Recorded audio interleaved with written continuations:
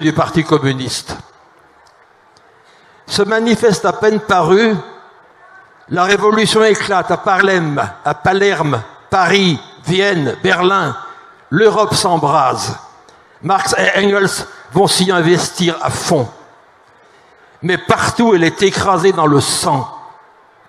Et s'ensuivent près de 2 décennies de brutales réactions bourgeoises. Le mot même de communisme sombre dans l'oubli.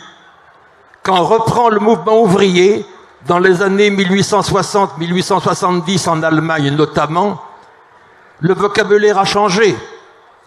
On ne parle plus que de socialisme, de social-démocratie.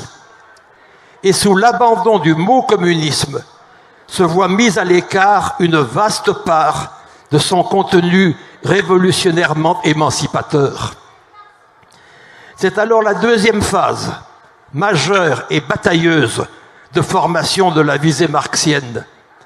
Depuis la rédaction du Capital, où étrangement beaucoup ne voient à peu près rien qui la concerne, alors que ce qui en est approfondi là est d'une richesse extrême, jusqu'aux efforts d'Engels dans les années 1890 pour apprendre aux nouvelles générations un communisme stratégiquement repensé dans un contexte en profonde mutation.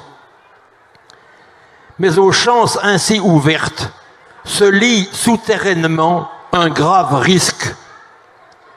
Non que Marx soit trompé sur le fond, bien au contraire, il a entrevu juste, mais avec une énorme avance sur le mouvement de l'histoire. Car passer du capitalisme au communisme comporte de drastiques conditions de possibilités sociales et humaines.